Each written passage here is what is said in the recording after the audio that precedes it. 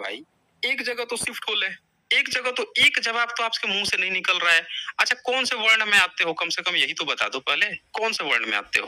ब्राह्मण, क्षत्रिय, वैश्य, शूद्र, वर्ण व्यवस्था की बात कर रहे थे ना, कौन से वर्ण में आते हो? क्षत्रिय हैं, ये क्षत्रिय हैं। आइए इनकी क्षत्रिय उत्पत्ति हम लोग देख लेते हैं। ये क्षत्रिय हैं तो इनको बहुत दर्द था, हम इनको रामायण महाभारत चाहिए, तो हम जो है अब इनके क्षत्रिय उत्पत्ति ही देख लेते हैं भाई। क्षत्रिय तो शूद्र वर्ण में आते हैं इनके किताबों के अनुसार। अब इनकी थोड़ा सा हम महाभारत ओपन कर देते हैं, ये है महाभारत। अब पढ़ के जरा बताइए कि कौन से क्षत्रिय हैं। ये लीजिए, ये महाभारत, इसी की चिंता थी ना देवी देवता की। लीजिए पढ़िए, आप पढ़ के जरा बताइए तो ये क्षत्रिय जो है, इसकी आपके धर्म ग्रंथों के अनुसार आपकी जो वर्ण व्यवस्था है उसमें क्षत्रिय की उत्पत्ति कहाँ से बताई गई है? पढ़िए जरा सनातनी, पढ़ के जरा बताइए तो क्या लिखा हुआ है। ये आपका महाभारत है, पढ़ेंगे एक बार जरा। बता रहा हूँ सर, इसका जवाब सुनना चाह रहे वही बोल रहा हूँ मैं। शूद्र से बना क्षत्रिय, शूद्र से, लेकिन इसमें तो कुछ और लिखा हुआ है। पढ़िए ना एक बार, पढ़ के बताइए।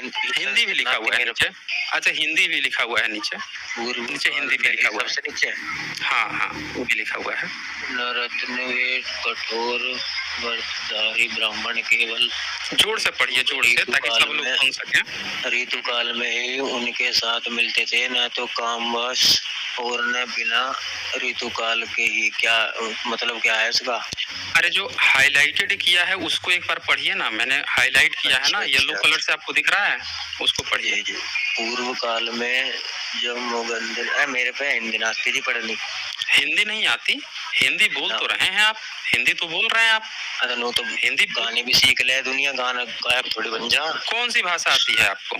मतलब हिंदी पढ़नी ना आती है, ऐसी हिंदी ना आती है बिंदी बिंदी सी, वैसी आवे बस।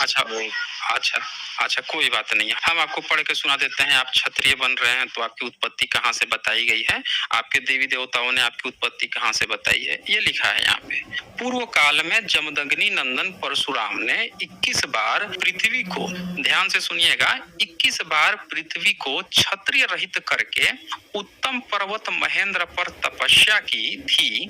उस समय जब भृगुनंदन ने इस लोक को क्षत्रिय शून्य कर दिया था, क्षत्रिय नारियों ने पुत्र की अभिलाषा से ब्राह्मणों की शरण ग्रहण की थी। तो इसमें दिखाया है कि जो क्षत्रिय नारियां हैं वो सब ब्राह्मणों के पास गई थी ताकि बच्चा पैदा कर सके, ताकि क्षत्रिय लोग उत्पन्न हो सके। ये लिखा हुआ है।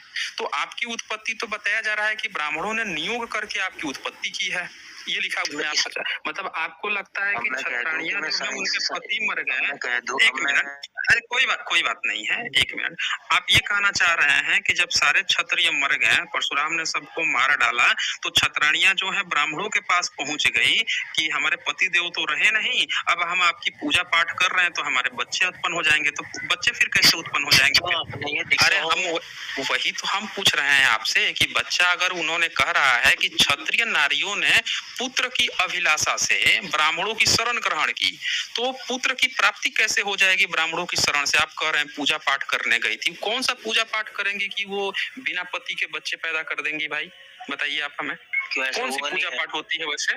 मतलब आप ये कहना चाहते हो कि आपके जो पुरखे हैं, जब परशुराम ने सबको खत्म कर दिया था तो जो क्षत्राणियां थी वो ब्राह्मणों के पास गई, जो मैल वैल आया उससे क्षत्रिय उत्पत्ति हो। कोई इंटरकास्ट मैरिज नहीं होता है। आप जबरदस्ती भाई इधर उधर बोल रहे थे। यहाँ पे क्या कहानी है, आपने क्या पूछा था कि ये कहाँ लिखा है कि ब्राह्मणों से ही उन्होंने कुछ किया तब बच्चा पैदा हुआ? यहाँ साफ साफ लिखा है क्षत्रिय नारियों ने पुत्र की अभिलाषा से ब्राह्मणों की शरण ग्रहण की। अच्छा, चूंकि बहुत ज्यादा क्षत्राणियां थी तो यहाँ पे क्या लिखता है आगे महाभारत आपका 6 नंबर में, नर रत्न वे कठोर व्रतधारी ब्राह्मण केवल ऋतु काल में ही उनके साथ मिलते थे। तो ऋतु काल में मिलते थे, यानी कि ये कह रहा है कि ऋतु काल में, पता नहीं ऋतु काल में कैसे बच्चा पैदा होता है, ये तो हमको समझ में नहीं आता है, इन लोगों का क्या कंसेप्ट है। आगे 6, 7, 8, 9 में क्या लिखता है, राजन उन सहस्त्रों क्षत्राणियों ने ब्राह्मणों से गर्भ धारण किया। यहाँ साफ साफ लिखा है कि ब्राह्मणों से गर्भ धारण किया। यहाँ पूजा पाठ, अब मैल की बात नहीं आई है जो आप बार बार पूछ रहे थे कि मैल से पैदा हो जाते थे हमारे यहाँ, वो सब नहीं है। यहाँ लिखा है क्षत्राणियों ने ब्राह्मणों से गर्भ धारण किया और पुनः क्षत्रिय कुल की वृद्धि के लिए अत्यंत बलशाली क्षत्रिय कुमारों तथा कुमारियों को जन्म दिया। अब एक बात बताइए, तो आप इस चीज को मानते हैं कि आपके जो पिता या पुरखे हैं वो ब्राह्मण हैं? वही बता रहा हूँ।